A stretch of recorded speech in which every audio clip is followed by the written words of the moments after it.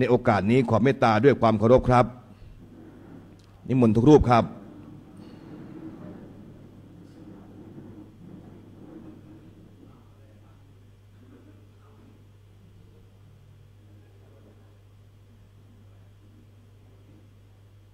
นิมนต์ทุกรูปนั่งลงครับ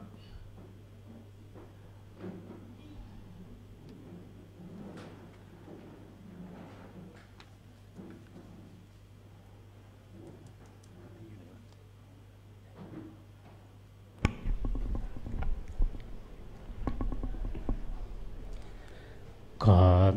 นอบน้อมแด่พระรัตนตรัยขอโอกาสนี้ขอประทานกราบถวายความเคารพอย่างสูงยิ่งแด่ท่านเจ้าพระคุณสมเด็จพระมหาธีราจารย์ผู้ที่ริเริ่มให้เกิดโครงการธรรมเพรี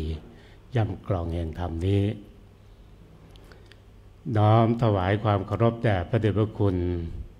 หลวงพ่อท่านเจ้าคุณพระธรรมวชิรโมดีเจ้าวาดวัดยานนาวาในฐานะผู้อำนวยการโครงการฝึกอบรมพระนักเทศน์ธรรมเพรีย่ำกลองแห่งธรรมรุ่นที่หนึ่งถวายความเคารพแด่คณะพระวิทยากรแสดงความนับถือแด่พระนักเทศน์ธรรมเพรีย่ำกลองแห่งธรรมรุ่นที่หนึ่งประจำปีพุทธศักราช 2568 ทุกรูปครับครับวันนี้ก็นับว่าเป็นเกียรติอย่างสูงยิ่งครับนับว่าเป็นบุญของผมที่ได้มีโอกาสได้มาพบปะพูดคุยเพื่อเป็นการถวายกำลังใจแด่ท่านผู้ที่เข้ารับการอบรมพระนักเทศน์ธรรมเพรีครับท่านทั้งหลายครับเราท่านทั้งหลายในฐานะผู้ที่เข้ารับการอบรมพระนักเทศน์ธรรมเพรีรุ่นที่หนึ่งครับโดยอยู่ในดำริของท่านเจ้าพระคุณสมเด็จพระมหาธีราจารย์กรรมการมหาเถรสมาคมเจ้าคณะใหญ่ขนเหนือและเจ้าวาดวัดพระเชตุพนวิมลมังคลารามซึ่งองค์ท่านนับว่าเป็นผู้ที่มีบทบาทในด้านงานการคณะสงฆ์เรียกว่าทุกด้านเลยครับได้ดำริให้เกิดโครงการดังกล่าวนี้อย่างน้อยเพื่อเป็นการสร้างนักเทศน์นักเผยแผ่งานเผยแผ่นี้ถือว่าเป็นผลงานชิ้นเอกเป็นหนึ่งในการคณะสงฆ์ทั้ง6ด้านที่ท่านเจ้าคณะพระสังฆาธิการเรียกว่าทุกระดับชั้นตั้งแต่ระดับต่ำสุดคือระดับวัดซึ่งประกอบด้วยพระสังฆาธิการที่สำคัญ3ตำแหน่งคือเจ้าอาวาสรองเจ้าอาวาสและผู้ช่วยเจ้าอาวาสตลอดถึงพระสังฆาธิการในระดับที่เหนือขึ้นไประดับตำบลระดับอำเภอระดับจังหวัดระดับภาคเจ้าคณะใหญ่ตลอดถึงกรรมการมหาเถรสมาคมซึ่งเป็นองค์กรปกครองสูงสุดของคณะสงฆ์ไทยที่จะต้องดำเนินงานการคณะสงฆ์ทั้ง6ด้านคือการปกครองการศึกษาการเผยแผ่การสาธารณูปการการสาธารณสงเคราะห์และการศึกษาสงเคราะห์โครงการอบรมพระนักเทศน์ธรรมเพรีย่ำกลองแห่งธรรมนี้เป็นส่วนหนึ่งที่สำคัญของการคณะสงฆ์คืองานเผยแผ่ครับการเผยแผ่พระพุทธศาสนาซึ่งองค์ประกอบที่สำคัญของงานการเผยแผ่พระพุทธศาสนาที่จะขาดเสียไม่ได้ก็คือบุคคลผู้ที่ทำหน้าที่ในการเผยแผ่พระพุทธศาสนาเพื่อให้งานพระพุทธศาสนาในด้านการเผยแผ่ ซึ่งถือว่าเป็นผลงานชิ้นโบแดงเป็นผลงานชิ้นเอกเรียกว่าเพราะมีการเผยแผ่พระพุทธศาสนาประกาศเผยแผ่หลักธรรมและนำหลักศีลเพื่อให้พุทธบริษัททุกหมู่เหล่าได้ยินเรื่องที่มีค่าเป็นการปลุกศรัทธาในการประพฤติปฏิบัติธรรมหลักธรรมคำสอนต่างๆในทางพระพุทธศาสนาที่องค์สมเด็จพระสัมมาสัมพุทธเจ้าได้ทรงค้นพบและนำออกมาประกาศเผยแผ่แก่พุทธบริษัททุกหมู่เหล่าถ้าขาดบุคคลผู้ที่ประกาศบุคคลผู้ที่ทำหน้าที่โดยเฉพาะงานด้านการเผยแผ่พระพุทธศาสนาซึ่งเป็นการเผยแผ่หลักธรรมที่สำคัญในทางพระพุทธศาสนาให้แพร่กระจายไปสู่ผู้คนทุกชนชั้นให้ได้รับประโยชน์อย่างเต็มที่เพราะฉะนั้นรูปแบบของการเผยแผ่ในทางพระพุทธศาสนาจึงมีมากมายเราท่านทั้งหลายจะเห็นเลยว่านอกจากการแสดงธรรมที่เราท่านทั้งหลายเห็นในรูปแบบต่างๆการแสดงพระธรรมเทศนาจะเป็นแบบไหวพริบปฏิภาณหรือแบบธรรมวัตรทุกสิ่งทุกอย่างนั้นถือว่าเป็นสิ่งที่มีความสำคัญนักเทศน์ในนามต่างๆไม่ว่าจะเป็นพระธรรมกถึกก็ดีหรือภาษาไทยที่เราถนัดมากที่สุดน่าจะเป็นนักเทศน์การเทศน์การบรรยายการอภิปรายการปาฐกถาการสนทนาธรรมการปรึกษาธรรมทุกสิ่งทุกอย่างเป็นรูปแบบแห่งการเผยแผ่หลักธรรมทั้งนั้นท่านทั้งหลายครับ1 ชั่วโมงจากนี้ไปหัวข้อที่ทางคณะกรรมการได้มอบหมายให้ผมได้มารับผิดชอบเพื่อถวายความรู้เป็นกรณีพิเศษแก่ท่านทั้งหลายในวันนี้ก็คือคุณสมบัตินักเทศน์ที่ดีท่านทั้งหลายครับก่อนอื่นก็ขออนุญาตอย่างนี้นะครับเพื่อเป็นการแนะนำองค์วิทยากรให้หลายคนหลายท่านอาจจะไม่รู้จัก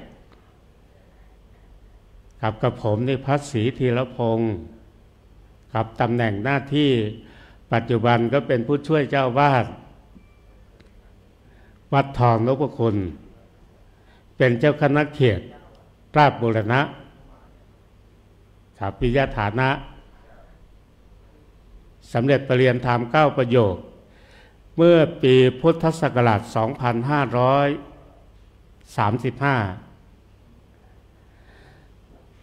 สำเร็จชั้นปริญญาตรีศึกษาศาสตร์บัณฑิตสสบ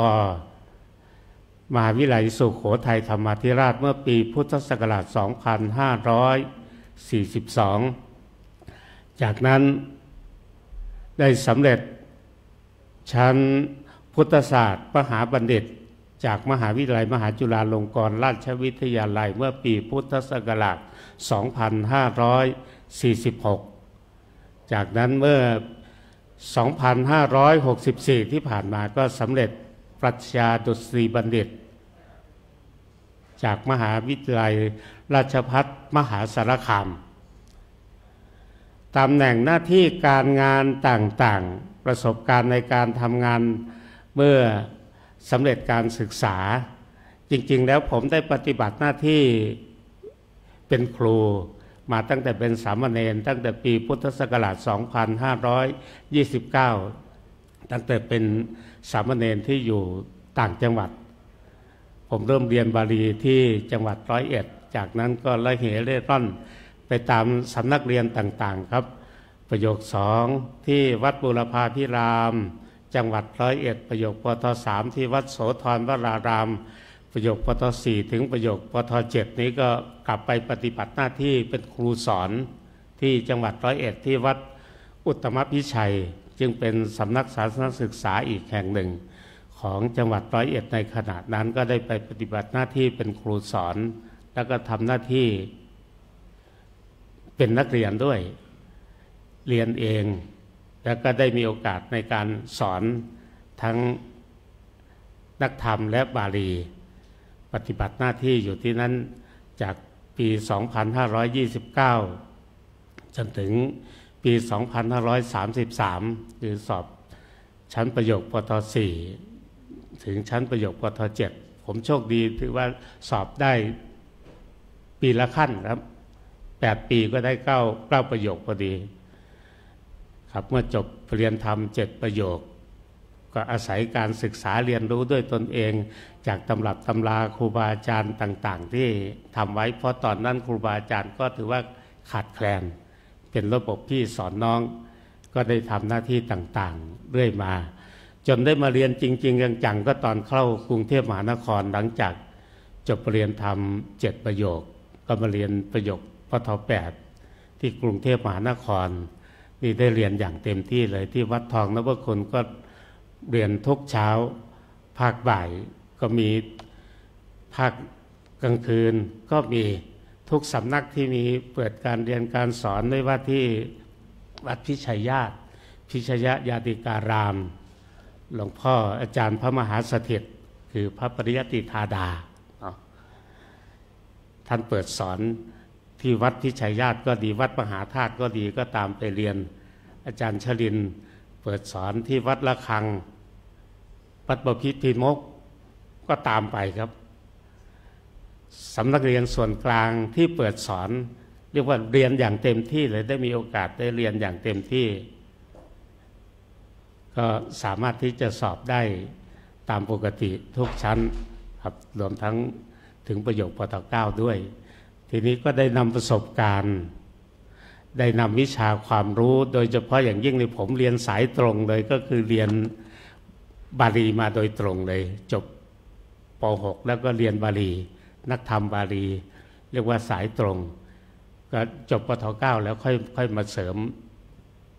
จบมสท.จบมจร.แล้วก็จบราชภัฏก็ได้นำความรู้ต่างๆเหล่านี้ครับประสบการณ์ที่สำคัญผมว่าพระไตรปิฎกฉบับมหาจุฬาลงกรณราชวิทยาลัยที่พิมพ์อยู่ณปัจจุบันนี่เป็นฉบับที่1นะครับแต่ก็พิมพ์แล้วพิมพ์เล่าครั้งแล้วครั้งเล่ามันยังไงมันต้องยังเป็นฉบับที่1อยู่ก็แปลกนะผมว่าเสียเครดิตทางวิชาการมากเลยนั้นก็ไม่รู้ผู้บริหารเขาคิดยังไงตอนนี้ก็ยังเป็นฉบับที่1อยู่ครับจริงๆแล้วพิมพ์หลายครั้งครับผมได้มีโอกาสในการไปปฏิบัติหน้าที่เป็นคณบรรณาธิการก็ดีคือประจำเล่มเป็นคณบรรณาธิการเพื่อรับผิดชอบตรวจสำนวนที่คณบรรณาธิการใหญ่ท่านได้ประชุมปรึกษาหารือและเป็นที่ตกลงกันแล้วครับตรวจสำนวนต่างๆในที่ต่างๆนั้นก็ได้มีโอกาสไปเป็นคณบรรณาธิการก็ดีคณบรรณาธิการประจำเล่มที่ดูแลรับผิดชอบซึ่งผมรับผิดชอบสังยุตตนิกายจากเล่ม15ถึงเล่ม19ก็ได้มีโอกาสในการไปช่วยงานมหาวิทยาลัยอยู่ในช่วงหนึ่งจนพระไตรปิฎกเราสำเร็จเรียบร้อยแล้วก็ออกมาก็ถือว่าเป็นพระไตรปิฎกที่มีอัตลักษณ์มีเอกลักษณ์โดดเด่นมากเพราะมันมีบทน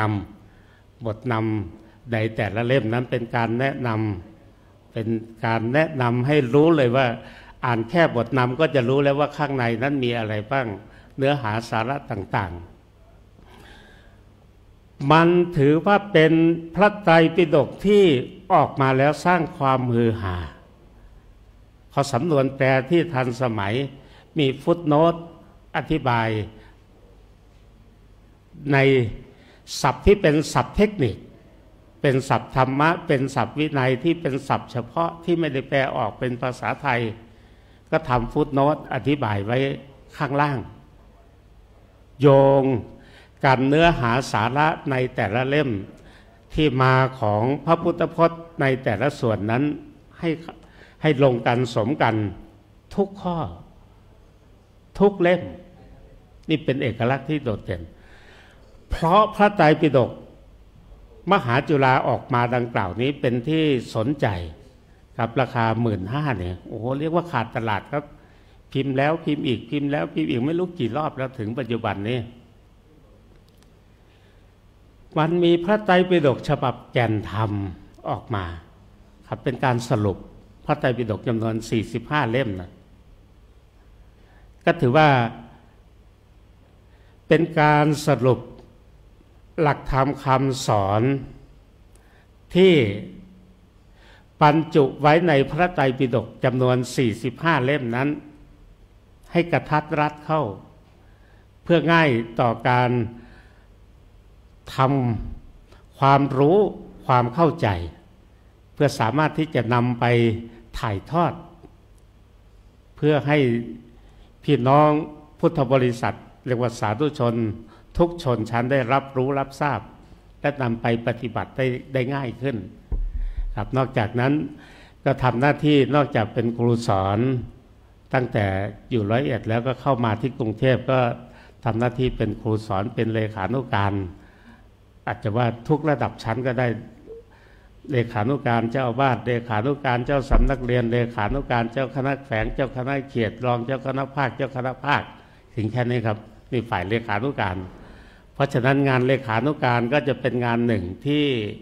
มีความชำนาญจะบอกว่าชำนาญแต่ก็ทำงานเป็นกันแล้วกันครับสามารถที่จะทำงานได้ในทุกระดับชั้นทีนี้พระสังฆาธิการนอกจากเป็นผู้ช่วยเจ้าวาดที่วัดทองนพคุณผมก็ปี 2557 นั้นก็เป็นเจ้าคณะเขตราชบูรณะแค่นั้นแหละครับก็ไม่มีอะไรงอกเงยไปอีกก็อยู่แค่นั้นมี2 ตำแหน่งคือผู้ช่วยเจ้าวาดกับเจ้าคณะเขตราชบูรณะส่วนตำแหน่งอื่นๆที่นี่เป็นอาจารย์ใหญ่ก็อยู่เป็นมานานแล้วครับจนถึงปัจจุบันนี้แล้วก็ลาออกหลายรอบแล้วก็ยังไม่ได้ออกก็ยังทำหน้าที่อยู่ปฏิบัติหน้าที่อยู่ส่วนด้านผลงานในด้านการเผยแผ่ครับที่ได้ปฏิบัติหน้าที่อยู่ในฐานะที่เป็นเจ้าคณะเขตผมได้มีโอกาสในการดำเนินงานการคณะสงฆ์ผมทำงานแบบบูรณาการทั้งงานบูรณาการทั้งคนเพราะมันมีโอกาสได้ทำงานได้อย่างเต็มที่วัดในเขตราชบูรณะมีเพียงแค่5 วัดก็จริงแต่ผมดึงเอา5 วัดนะครับมาทำงานร่วมกันงานด้านการเผยแผ่ก็ดีทำแบบมีส่วนร่วมทำจุดหนึ่งแต่5 วัดนั้นมามีส่วนร่วมทำงานด้วยกันยกตัวอย่างง่ายๆครับสวดมนต์ทุกวันที่12ของเดือนเพื่อเป็นการเฉลิมพระเกียรติองค์พระบาทสมเด็จพระเจ้าอยู่หัวองค์สมเด็จพระบรมราชินีนาถกับทุกวัดทุกเขตที่รับผิดชอบก็จะใช้เวลาเพียงแค่ประมาณ2 ชั่วโมงครับบ่าย 2 ถึงบ่าย 4 โมงจบแต่เขตผมเนี่ยผมต้องการที่จะดึงเอาผู้คนทุกชนชั้นแต่ว่าข้าราชการในนามพลังบวรสำนักงานเขตราชบูรณะข้าราชการที่สังกัดอยู่ในเขตราชบูรณะไม่ว่าจะเป็นโรงเรียนสถานศึกษาสถานีตำรวจนครบาลโรงพยาบาลภาคเอกชนมูลนิธิหรือชุมชนทั้ง28 ชุมชนที่มีอยู่ในเขตราชบูรณะให้มามีส่วนร่วมกับคณะสงฆ์ในนามพลังบวรผมจัดงานแทนที่จะ2 ชั่วโมงครับเป็นเดือนครับกว่าที่จะจัดงานได้รับมาประชุมปรึกษาหารือกันประชุมยังไงเราในนามคณะสงฆ์มันจะเรียก ชุมชนประธานชุมชน28ชุมชนหน่วยงานราชการต่างๆมาร่วมด้วยได้ยังไงก็อาศัยไม้อาศัยมืออาศัยผอ.ครับเขตเขาสั่งการให้เรียกมาประชุมแต่เวลาประชุมแล้วคณะสงฆ์เป็นผู้ดำเนินการครับเราก็อาศัยมือเขาแต่เราเป็นคนดำเนินการมาประชุมปรึกษาหารือกันเห็นพ้องต้องกันว่าจะจัดงานกี่วัน2 วัน3 วัน2 วันนี้จะมีอะไรบ้าง3 วันนี้จะมีอะไรบ้างจากที่สวดมนต์เฉยๆเพราะเราทำงานในเชิงลุกเขตราชบูรณะของผมนี่เป็นน่าจะเป็นเพียงเขตเดียวหรือเขตแรกที่มีโรงเรียนรักษาศีล5ครบก่อนใครเขาเพราะผมดำเนินการเรียกประชุมทุกภาคส่วนมาดำเนินการแล้วก็จัดการเรียกว่าทุกรูปแบบเลยครับก็ทำให้โรงเรียนทุกโรงเรียนนี้เป็นโรงเรียนรักษาศีล5ทีนี้เมื่อเรามีต้นทุนที่สำคัญมีโรงเรียนมีสถานศึกษาต่างๆอยู่ในมืออยู่แล้วก็ง่ายต่อการจัดงานแบบมีส่วนร่วมข้าราชการหน่วยงานต่างๆชุมชนทุกชุมชนสถานศึกษาทุกสถานศึกษาโรงเรียนทุกโรงเรียนมาร่วมกันจัดครับเรียกว่าออกงานจำหน่ายสินค้าราคาถูกเรียกว่าของดีในเขตราชบูรณะมาออกงานมาจัดนิทรรศการมีการแสดงของโรงเรียนต่างๆมาด้วยเห็นไหมก็เลยขยายวันแทนที่จะเป็นวันเดียว2-3 วันเลยครับทีนี้แล้วก็จัดงาน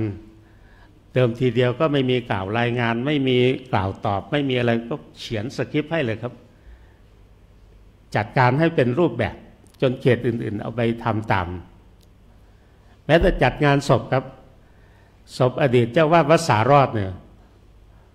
เรียกว่า50 วันตั้งแต่เช้าจนถึง2 ทุ่มเรียกว่ามีผู้คนทุกชนชั้นเนี่ยมาร่วมกันเลยข้าราชการ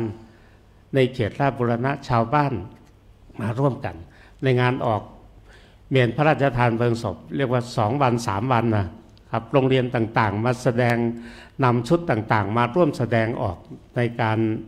แสดงออกซึ่งความกตัญญูบูชาและอาลัยนะ30 กว่าชุดครับเรียกว่าจัดแทบไม่ไหวเลยจะเอาแสดงตอนไหนเพราะฉะนั้นทั้งภาคกลางวันทั้งภาคกลางคืนอย่างเต็มที่ท่านทั้งหลายจะเห็นราชบูรณศิลป์บวรเคยผ่านหูผ่านตาสะดุดไหมครับ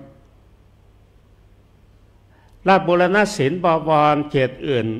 ก็เรียกว่าโครงการหมู่บ้านรักษาศีล5โครงการสร้างความปรองดองสมานฉันท์โดยใช้หลักธรรมในทางพระพุทธศาสนาครับผู้ที่เป็นสักขีพยานนี่เป็นกรรมการนั่งอยู่ตรงนี้ครับพระเดชพระคุณท่านเจ้าคุณพระปริยัติธาดาครับไปเป็นกรรมการครับตายอรไทยผมจัดงาน9 วัน 9 คืนครับเป็นการระดมธรรมระดมปัญญาให้ทุกภาคส่วนมีส่วนร่วมในการจัดในการทำในแต่ละวันมีอะไรบ้างนี่คือประสบการณ์ในการทำงานได้มีโอกาสในนำองค์ความรู้ต่างๆมาใช้ทีนี้ท่านทั้งหลายงานด้านการเผยแผ่ที่สำคัญผมยกมาให้ท่านทั้งหลายเห็นได้เฉยหรอกใช้เวลาเพียงแค่1 ชั่วโมงคงไม่มีอะไรบ้างสมธรรมสมคิดครับ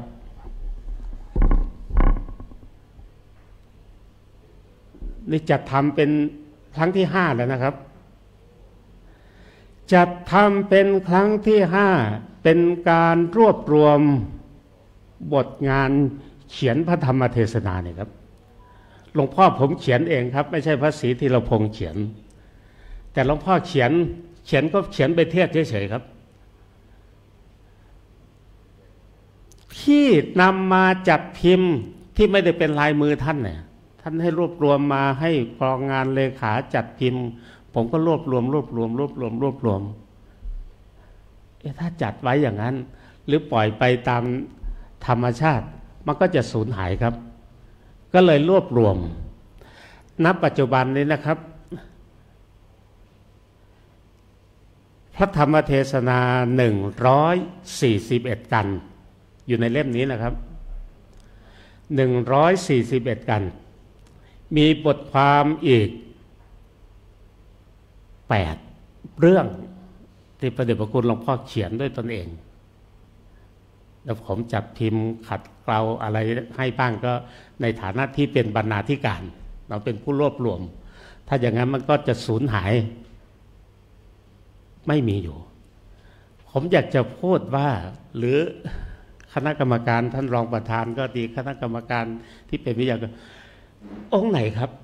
ที่รูปเดียวแล้วมี100 กันขึ้นไปที่จัดพิมพ์100 กันผมก็สำรวจมานะครับไม่มีครับนี่น่าจะเป็นรูปแรกชื่อผมก็ตั้งชื่อใหม่ครับแทนที่จะพระธรรมเทศนาหรืออะไรผมก็สมธรรมสมคิดมาจากไหนชื่อหลวงพ่อครับหลวงพ่อชื่อว่าสมคิดสมปรารถนาคือสิทธัตถะนั่นแหละเห็นไหมสมธรรมโอ้โหเยอะแยะเลยครับก็คือหลักธรรมอยู่ในพระไตรปิฎกทุกสิ่งทุกอย่างสามารถที่จะมาเป็นสมธรรมนำเอาหลักธรรมเหล่านั้นมากลั่นกรองนี่เป็นบทเขียนพระธรรมเทศนาครับในงานออกเมนพระราชทานเพลิงศพสมธรรมสมคิด 2568 ครับก็เพิ่มมาอีกครับมันมากแล้วจำนวนค่าใช้จ่ายก็จะเพิ่มตามก็เลยเพิ่มมาอีก2 กันครับอยู่ในนี้ประมาณ150 เรื่อง150 เรื่องเพราะมันจะประกอบด้วยส่วนเบื้องต้นเข้ามาอีกมันก็จะเล่มใหญ่เล่มหนาขึ้นกว่าเดิมทีแรกว่าจะแยกเป็นหลายๆเล่มถ้าแยกเป็นหลายๆเล่มนี้มันก็จะกระจายก็เลยรวมไว้เล่มเดียวนี่แหละเป็นเล่มคัมภีร์ใหญ่เป็นธรรมเจดีย์เล่มใหญ่อันนี้ในนามพระธรรมเจดีย์ครับที่จัดพิมพ์ทีนี้ท่านทั้งหลายครับในช่วงระยะเวลาสั้นๆผมว่าองค์ความรู้ต่างๆคุณสมบัติของนักเทศที่ดีท่านทั้งหลายก็คงจะรับรู้รับทราบแล้วหลักสูตรนักธรรมชั้นตรีเราก็รู้มาแล้วมีอะไรบ้างแสดงธรรมไปโดยลำดับไม่ตัดลัดให้ขาดข้อความอ้างเหตุผลแนะนำให้ผู้ฟังเข้าใจมีความปรารถนาดีตั้งความปรารถนาดีต่อผู้ฟังไม่แสดงธรรมเพราะเห็นแก่ลาภอย่างนี้หรือไม่แสดงธรรมกระทบตนและผู้อื่นนี่เป็นองค์ธรรมกถึกที่ชั้นยอดที่องค์สมเด็จพระสัมมาสัมพุทธเจ้าได้แสดงไว้ซึ่งเป็นองค์คุณเป็นคุณสมบัติชั้นยอดแต่เราจะนำมาถ่ายทอดอย่างไงพุทธิเทมทำหน้าที่เป็นครูสอนที่จะนำองค์คุณทั้ง5 อย่างที่แสดงธรรมไปโดยลำดับไม่ตัดลัดให้ขาดความแสดงธรรมไปโดยลำดับแบบไหนอะไรยังไงนี่ขั้นตอนที่สำคัญผู้ที่ทำหน้าที่ในการถ่ายทอดซึ่งของเราเรียกว่าธรรมกถึกซึ่งรูปแบบแห่งการแสดงก็แตกต่างกันไปถ้าเราจัดธรรมเพรีเนี่ยเราจะเอารูปแบบไหนธรรมเพรีย่ำกลองแห่งธรรมที่จะทำได้อย่างนี้คุณสมบัติที่เป็นคุณสมบัติของพระธรรมกถึกนักเทศที่จะนำไปใช้นอกจาก5 อย่างที่องค์สมเด็จพระสัมมาสัมพุทธเจ้าได้แสดงไว้5 ประการดังกล่าวนี้แล้วผมว่าหลักธรรมที่สำคัญอีก7 ประการซึ่งเรียกว่ากัลยาณมิตรธรรมสุดยอดเลยที่ถ้าเราเป็นนักเทศและสามารถนำเอาองค์คุณเหล่านั้นมาสร้างให้เกิดให้มีขึ้นในตัวในตนของเราได้และนำไปถ่ายทอดมันจะได้ยังไงครับปิโยคารุภาวนิโยวัตตาจัวจนะขโมคัมภีรังกถังกัตตาโนจัตถาเนนิโยชโกนิโยชเยมันมี2ใช่ไหมถ้าอยู่ในวิสุทธิมรรคเราก็จะเห็นนิโยชเยไปดูพระไตรปิฎกเป็นนิโยชโกถ้านิโยชโกมันจะสมในมาตั้งแต่ต้นเลยครับตั้งปิโยคารุภาวติโยวัตตา เห็นไหมเป็นปัทมาวิภัตติหมดเลยเป็นคุณบทหมดเป็นวิเศษณะหมดเรานักเทศนักบาลีอยู่เป็นคุณศัพท์เห็นไหมครับทั้ง7ประการดังกล่าวนี้ถ้าเราทำให้เกิดให้มีขึ้นแค่ปิโยเนี่ยน่ารักมันจะเป็นผู้น่ารักได้อย่างไงสร้างความน่ารักให้เกิดให้มีขึ้นในตัวในตนของเราให้ได้เราผู้เป็นนักเทศกายพร้อมไหมวาจาพร้อมไหมองค์ความรู้พร้อมไหมกายวาจาถามว่าใจพร้อมไหมใจสู้หรือเปล่ากายพร้อมวาจาพร้อมใจพร้อมความรู้ไม่พร้อมไปได้ไหมไม่ได้หรอกครับกายสุขภาพร่างกายแข็งแรงดีแต่โอ้ยเสียงมันไม่เหมาะที่จะเป็นนักเทศเลยเสียงก็ไม่มีเสียงก็ไม่ดีมันต้องพร้อมทุกสิ่งทุกอย่างนะครับสิ่งต่างๆเหล่านี้จะทำให้เราเกิดความเป็นผู้น่ารักนักเทศถ้าเราพร้อมมูลบริบูรณ์ทุกอย่างหรือเปล่ากายสุขภาพร่างกายแข็งแรงร่างกายสง่าผ่าเผยขั้นตอนในการประพฤติปฏิบัติก่อนเทศขณะเทศหลังเทศทำยังไงนี่เราต้องมาศึกษาเรียนรู้ทุกขั้นตอนเลยครับเพราะฉะนั้นจึงเกิดโครงการธรรมเพรีขึ้นถ้าเราทำได้อย่างนี้โดยเฉพาะอย่างยิ่งคุณธรรมที่จะทำให้เป็นที่รักโดยเฉพาะอย่างยิ่งหลักสังคหวัตถุ4ประการที่เรารู้องค์ความรู้ต่างๆไม่เกินนักธรรมชั้นตรีหรอกครับท่านท่องได้หรือเปล่าท่องได้แล้วจะนำมาอธิบายมาวิเคราะห์มาวิจารณ์ให้เห็นประเภทธรรมให้เห็นวัตถุประสงค์สิ่งต่างๆเหล่านี้เราทำได้หรือเปล่านี่แหละเรามาเรียนธรรมเพรีท่านจะสอนขั้นตอนและวิธีการมาวิเคราะห์แยกแยะทำให้เห็นจุดมุ่งหมายวัตถุประสงค์เป้าหมายที่เราจะต้องไปให้ถึงให้ได้นี่แค่หลักแห่งสังฆวัตถุรู้จักให้นี่คือทานการให้การเสียสละเห็นไหมล่ะโครงการอย่างนี้จะเกิดมีได้ไหมถ้าไม่มีการเสียสละของทุกภาคส่วนไม่มีการให้ทั้งผู้ที่คิดเริ่มให้ความคิดจุดประกายขึ้นเจ้าบุคคลสมเด็จเห็นไหมทำเป็นผู้จุดประกายธรรมเพรีทำให้เกิดให้มีคณะผู้ดำเนินการมาให้มาเสียสละต่อผู้อำนวยการที่ปรึกษาคณะวิทยากรคณะกรรมการทุกภาคส่วนและถ้าไม่มีพวกท่านมาล่ะจบอีกครับธรรมเพรีก็ไม่เกิดครับ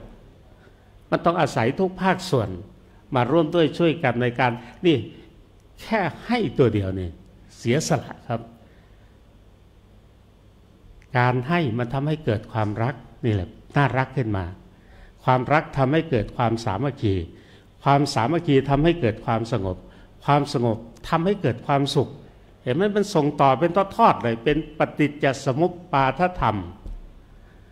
เป็นธรรมที่อาศัยกันและกันเกิดขึ้นเพียงแค่มีความรักมันส่งทอดไปถึงความสุขเลยความสุขจะมีไม่ได้ถ้าไม่มีความสงบความสงบจะมีไม่ได้ถ้าไม่มีความสามัคคีความสามัคคีจะมีไม่ได้ถ้าไม่มีความรักความรักจะมีไม่ได้ถ้าไม่มีการให้เห็นไหมแค่ข้อเดียวรู้จักให้รู้จักใช้คำหวานพูดจาไพเราะสนอหูประกอบด้วยหลักการและเหตุผลโครงการธรรมเพรีเห็นไหมอาจารย์เจ้าคุณท่านกล่าวหลักการและเหตุผลความเป็นมาเป็นไป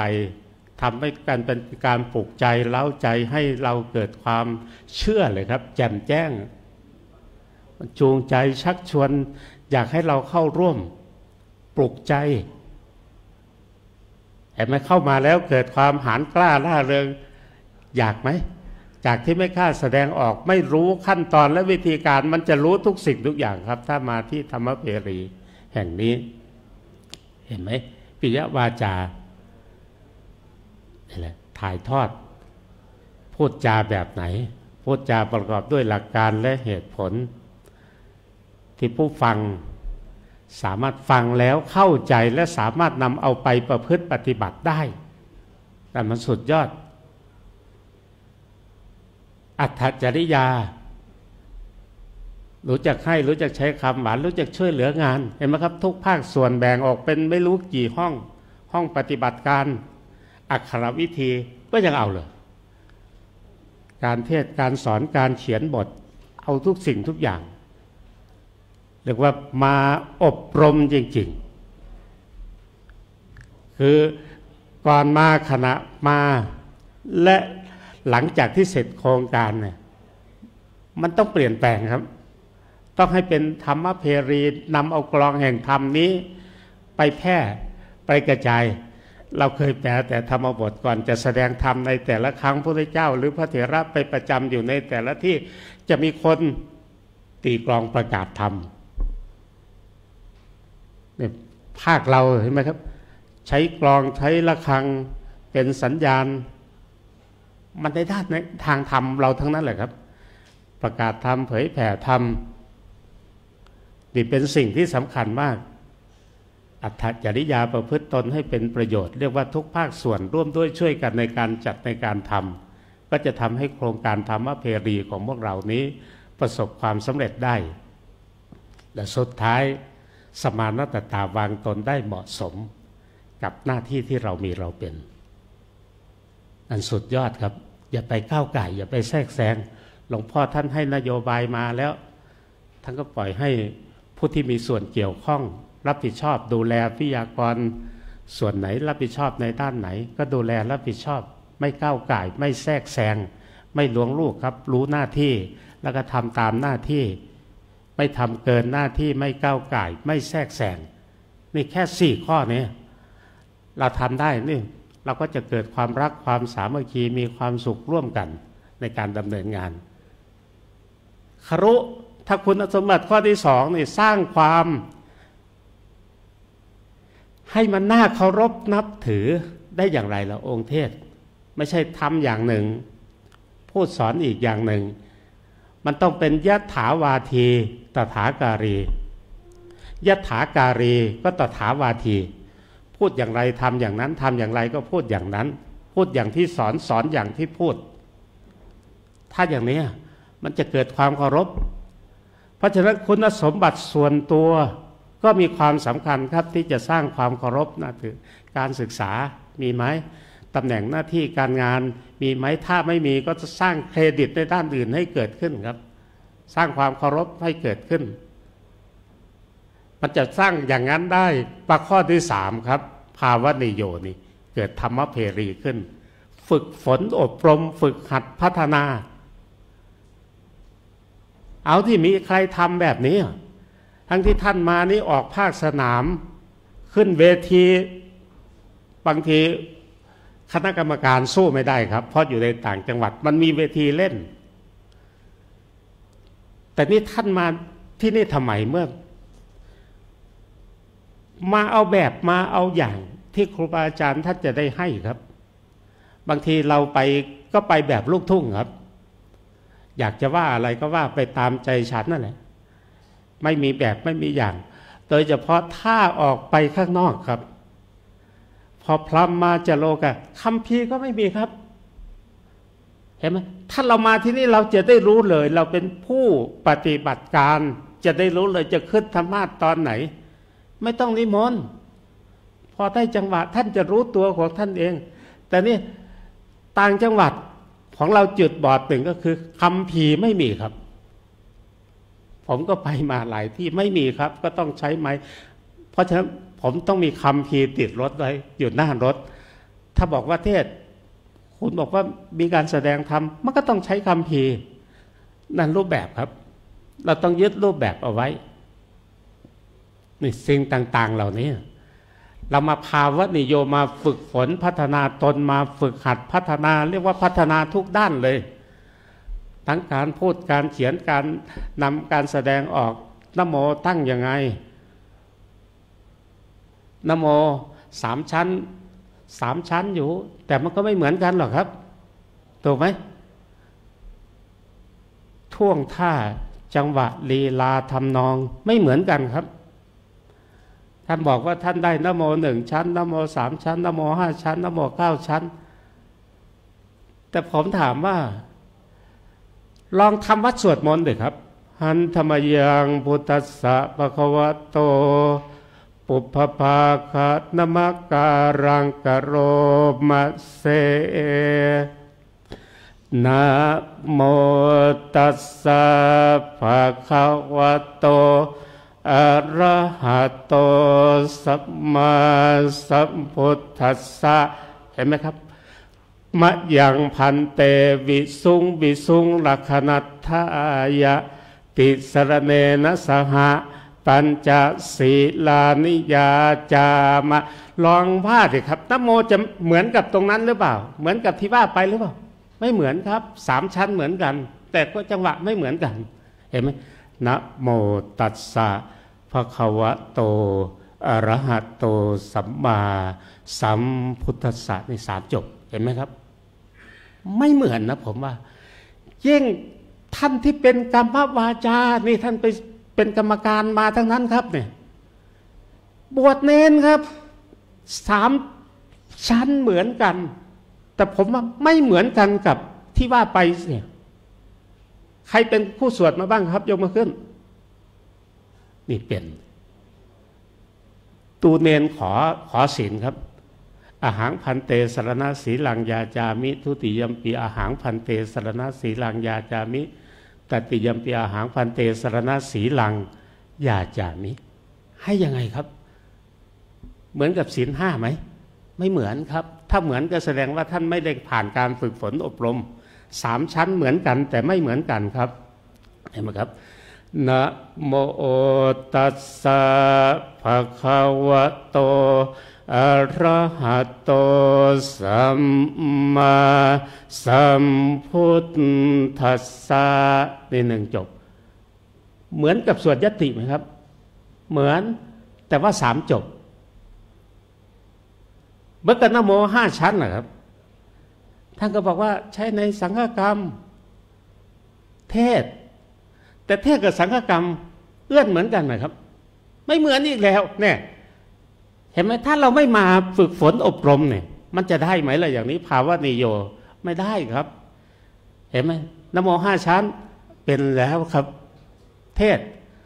นะโมตัสสะภะคะวะโตอะระหะโตสัมมาสัมพุทธัสสะนะโมตัสสะภะคะวะโตอะระหะโตสัมมาสัมพุทธัสสะนะโมตัสสะภะคะวะโตอะระหะโตสัมมาสัมพุทธัสสะนี่เห็นไหมนี่นะโมเทศแต่สังฆกรรมล่ะครับไม่ใช่เหรอครับถูกไหมนะโมตัสสะภะคะวะโตอะระหะโตสัมมาสัมพุทธัสสะนะโมตัสสะภะคะวะโตอะระหะโตสัมมาสัมพุทธัสสะนะโมตัสสะภะคะวะโตอะระหะโตสัมมาสัมพุทธัสสะเห็นไหมเหมือนกันไหมผมว่าไม่เหมือนนะถ้าท่านไม่มาฝึกฝนอบรมภาวะนิโยตรงนี้มันจะเกิดมีได้ไหมล่ะกว่าจะลุกก็ต้องผ่านซึ่งการล้มกว่าจะคมก็ต้องผ่านซึ่งการทื่อกว่าจะเก่งก็ต้องผ่านการฝึกปลือกว่ามีชื่อก็ต้องผ่านการฝึกตนฝึกฝนพัฒนาตนเห็นไหมภาวะนิโยองค์คุณเหล่านี้แหละเราสร้างให้เกิดให้มีขึ้นในตัวตนของเราให้ได้เห็นไหมล่ะวัตตาสำคัญไหมสำคัญเลยครับถ้าใครไปต่อเองเสียงไม่ได้คุณสมบัติ ครับเสียงดังกังวานแจ่มใสพูดดังฟังชัดรู้เรื่องไม่ต้องใช้ไมโครโฟนก็ได้ในสถานการณ์ที่มันไม่มีครับมีองค์ความรู้มากมายแต่ปากไม่มีปากไม่ดีคุณสมบัติไม่ให้วาจาไม่พร้อมได้ไหมไม่ได้ครับต้องพูดต้องสื่อสารโดยเฉพาะเป็นนักเทศน์นักสอนเนี่ยนักปาฐกถานักบรรยายอภิปรายอะไรต่างๆเนี่ยครับวัตตาสำคัญมากเลยต้องเป็นนักพูดนำมาถ่ายทอดให้ได้ปากเป็นเอกเลขเป็นโทหนังสือเป็นตรีชั่วดีเป็นตราเป็นสิ่งสำคัญมากวัตตาวัจนคโมครับน้ำอดน้ำทนมีไหมครับเราเป็นคนสาธารณะมันต้องพร้อมไม่ต้องดูอื่นไกลครับเอานู่นแหละพระบรมครูของเราถูกว่าไหมว่าดังนั้นแหละครับไม่มีใครรอดพ้น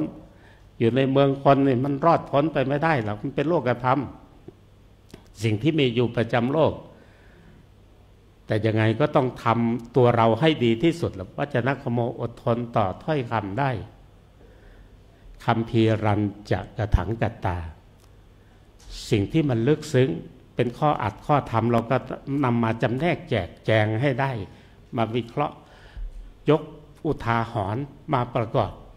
ใช้วัตถุในการแสดงธรรมใช้เครื่องมืออุปกรณ์ในการสอนธรรมเห็นไหมครับยกนิทานมาประกอบให้มันเห็นเป็นรูปธรรมจากที่เป็นนามธรรมจากเรื่องที่ยากมันยากแก่การเข้าใจเป็นปรมัตถธรรมก็เราย่อยให้มันเป็นรูปธรรมโดยนำเอาวัตถุนำเอานิทานมาประกอบในการเทศนาสั่งสอนในแต่ละครั้งก็จะทำแล้วมองเห็นและสามารถนำไปประพฤติปฏิบัติได้ง่ายคัมภีรังกถังกัตตาเรื่องที่ยากก็สอนให้เข้าใจง่ายโดยการยกอุทาหรณ์มาประกอบสุดท้ายครับโนจัตถาเนนิโยชโกหรือนิโยชเยนี่แหละจะเป็นคุณสมบัติที่สำคัญมากของนักเทศน์ไม่ใช่สอนเขาไปในเรื่องที่ไม่ดีครับต้องทำตัวให้เป็นแบบอย่างไม่แนะนำในทางเสียหายเป็นแบบอย่างให้เขาให้ได้นี่แค่7ประการเนี่ยมันสุดยอดมากเลยครับดิคุณสมบัติของกัลยาณมิตรถ้าเราท่านทั้งหลายสามารถที่จะทำได้โอ้โหสุดยอดเลยน่ารักน่าเคารพอบรมตนผ่านการฝึกฝนอบรมตนฝึกหัดพัฒนาตนตามหลักการและเหตุผล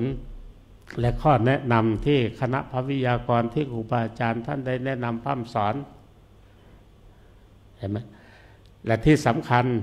ฝึกเทศฝึกสอนท่านจับเข้าห้องเรียงตัวให้ทุกคนได้มีโอกาสในการปฏิบัติ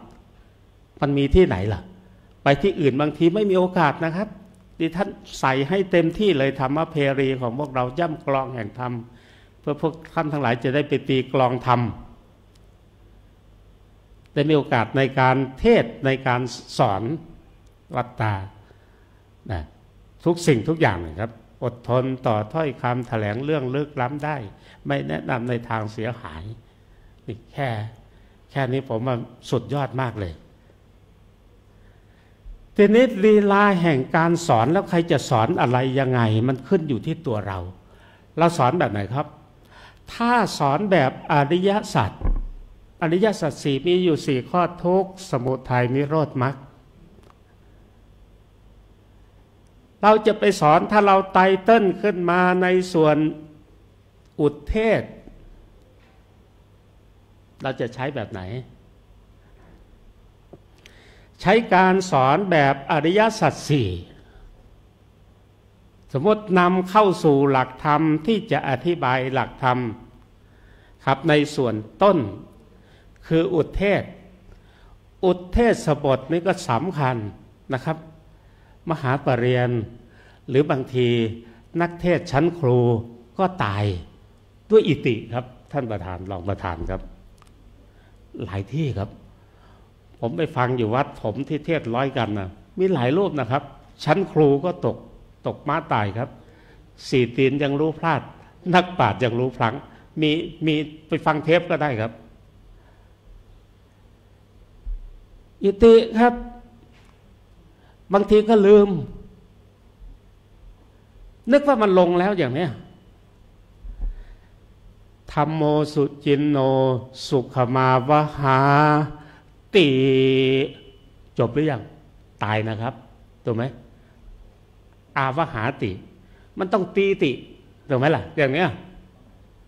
มันตายได้ง่ายครับนึกว่าเป็นอิติแล้วยังไม่อิติครับมันต้องตีติถูกไหมล่ะถ้าท่านที่ไม่ได้เป็นมหาปรริญญาก็ต้องฝึกทำแบบฝึกหัดบททดสอบนะครับฝึกบ่อยๆให้เป็นวสีให้เกิดความชำนาญได้ครับโตติตาติตันติแล้วแต่ครับเตติอีเอโออะก็เป็นอาเห็นไหมถ้าลงท้าย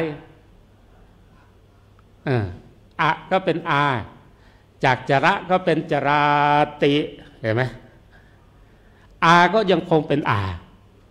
ถ้ามันลงท้ายด้วยสระอา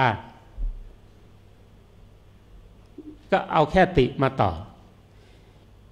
อิกลายเป็นอีถ้าสระอิไปอยู่ท้ายพยัญชนะแหละครับทีนี้ต้องดูอีกครับมันต้องอยู่อิสระนี้มันอยู่ตามลำพังตัวเองไม่ได้ต้องอาศัยพยัญชนะเป็นที่ก่อนอิมีบทไหนบ้างที่ลงท้ายด้วยสระอิ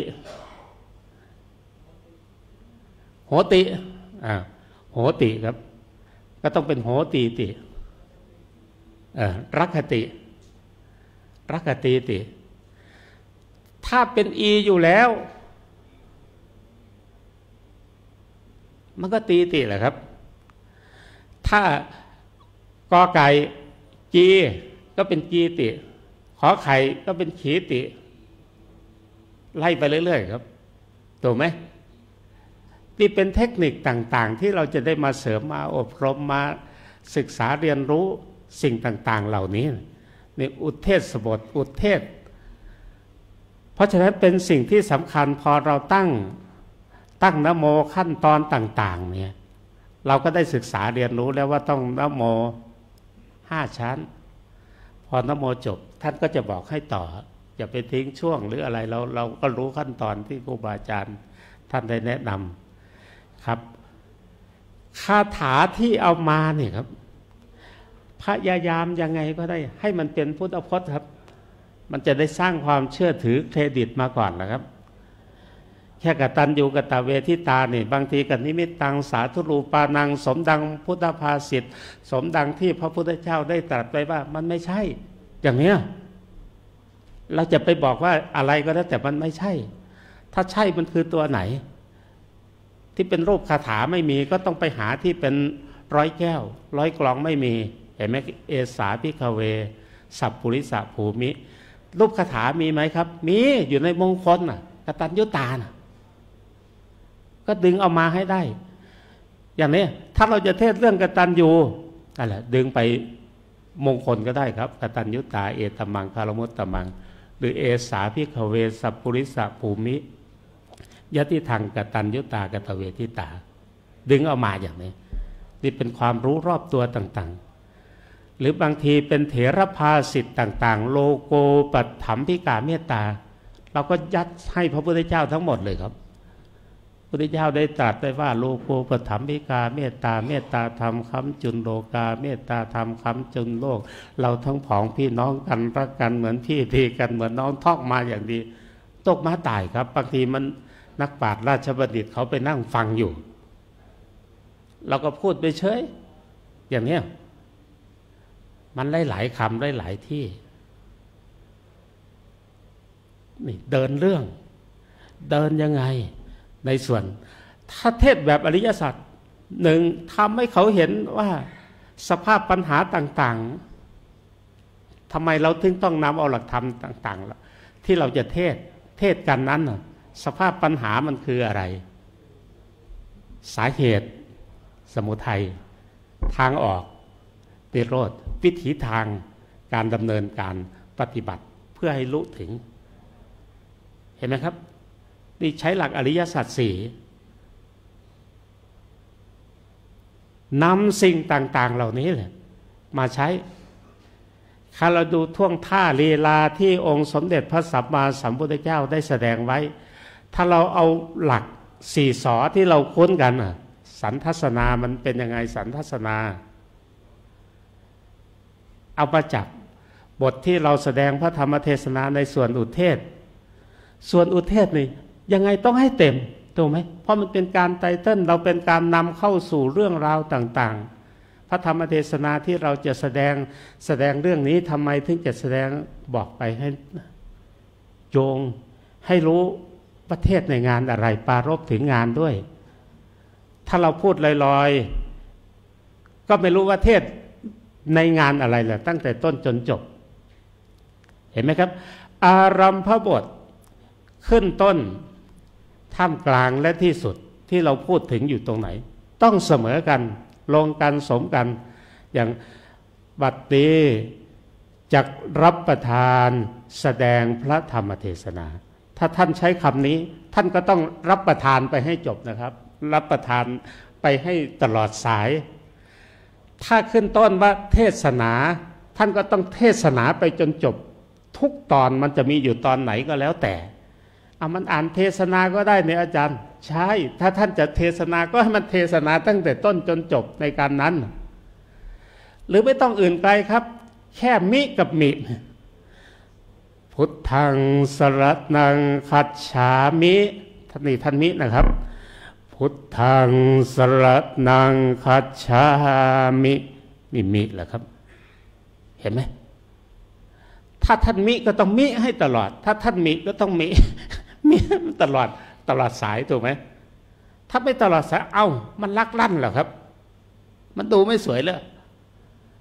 จะส่วนนิเทศหรือปฏินิเทศทัศที่ย้อนถอมีนัยยะดังที่ได้รับประทานแสดงมาด้วยประการฉนี้เห็นไหมถ้าเรารับประทานแสดงถ้าเราบัดนี้อาตมภาพจากรับประทานวิสัชนาท่านก็ต้องวิสัชนานะครับบัดนี้อาตมภาพจักได้แสดงพระธรรมเทศนาท่ามกลางก็ต้องมีนัยยะเหมือนกันครับหรือเทศนาปริโยสา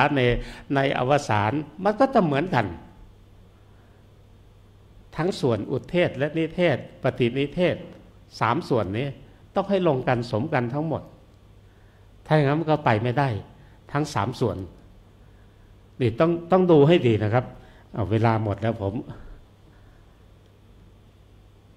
เกินไป1 นาทีท่านทั้งหลายมีความสงสัยตรงไหนกันแล้วกันเดี๋ยวถ้ากว่าที่จะจบเราจะได้ไปสู่ภาคปฏิบัติผมว่าหลากหลายความคิดที่ครูบาอาจารย์แต่เรามาที่นี้เราจะได้กรอบได้แนวในการประพฤติปฏิบัติเราก็ศิษย์มีครู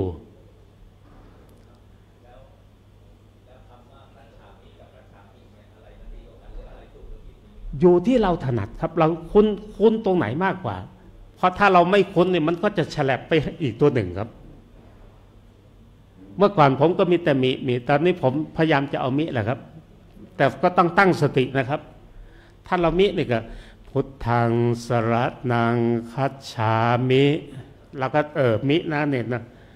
ธัมมังสรณังคัจฉามิมันจะเตือนสติมีสติควบคุมตัวเราไปตลอดเลยถ้าอย่างนั้นมันก็เดี๋ยวก็มิเดี๋ยวก็มิเดี๋ยวก็มิเดี๋ยวก็มิเห็นไหมไปตลอดไม่ตลอดรอดฟังนี่ครับทุกภาคส่วนนี่ถือว่ามีความสำคัญเลยที่เราท่านทั้งหลายได้มาเข้าตามห้องต่าง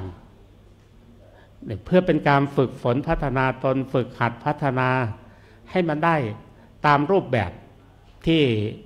ท่านได้บอกไว้ครับรู้วิชาองค์ความรู้ที่จะนำไปใช้แค่นักธรรมตรีโทเอกนี่ก็พอแล้วครับ พูดง่ายๆที่จะไปเทศโดยทั่วไปแค่นวโกวาทแต่เราต้องไปศึกษาไปวิเคราะห์หาองค์ความรู้ใหม่เรียกว่านวัตกรรมนะให้มันได้หา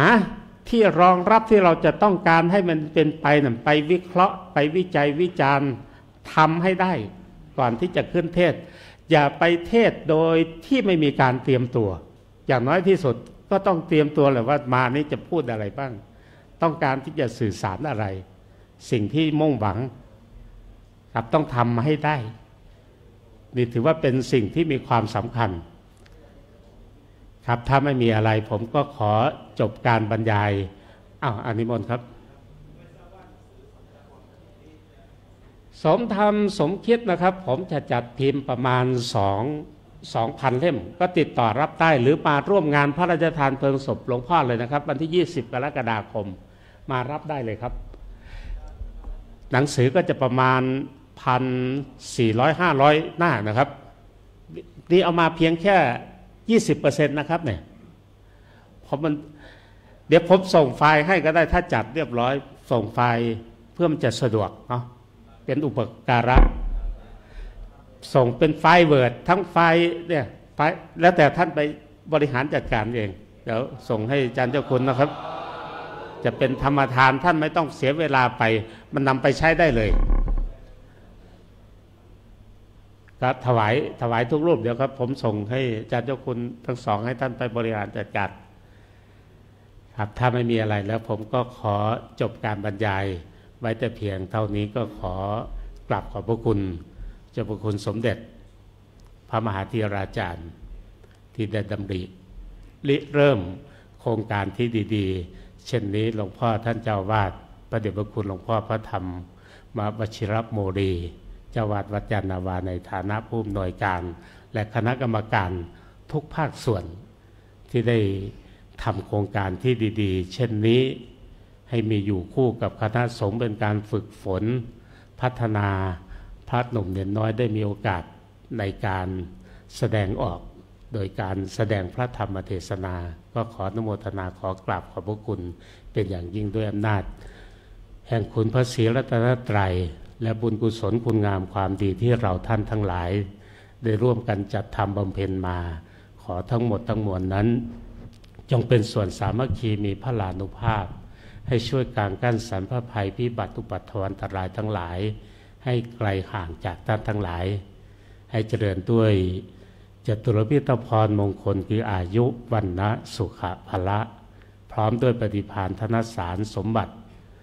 ปัญญาสารสมบัติคุณไพศาลสมบัติปรารถนาสิ่งหนึ่งประการใดที่เป็นไปโดยชอบประกอบแล้วด้วยธรรมขอสิ่งที่ทุกท่านปรารถนานั้นจงพลันสำเร็จจงพลันสำเร็จจงพลันสำเร็จทุกประการเถิด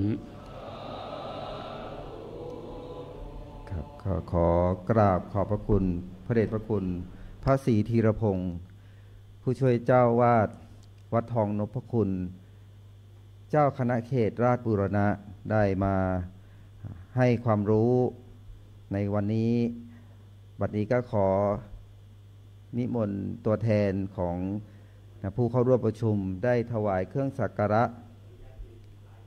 ครับขออนุญาตขอเชิญตัวแทนประธานครับพ่อครูภาวนาได้ถวายเครื่องสักการะให้กับพระเดชพระคุณ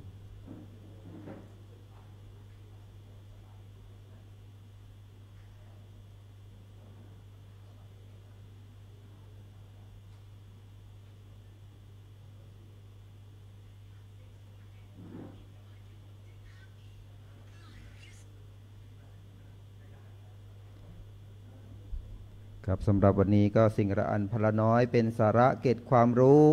นะก็เป็นการสรุปรวมเป็นการประมวลข้อมูลเกี่ยวกับความเป็นนักเทศนะในฐานะที่พระเดชพระคุณนั้นนะเป็นปริญญาธรรม9ประโยคนะแล้วก็ความรู้ทางโลกก็คือสำเร็จในการศึกษาระดับด็อกเตอร์นะสิ่งละอันพละน้อยนี้ก็เป็นการประมวลความรู้นะให้กับเราทุกคนทุกท่านที่ได้เข้ารับการอบรมในการฝึกอบรมพระนักเทศในได้ชื่อว่าเป็นธรรมเพรีอย่างสมบูรณ์ครับก็ขอกับขอบพระคุณ พระเดชพระคุณ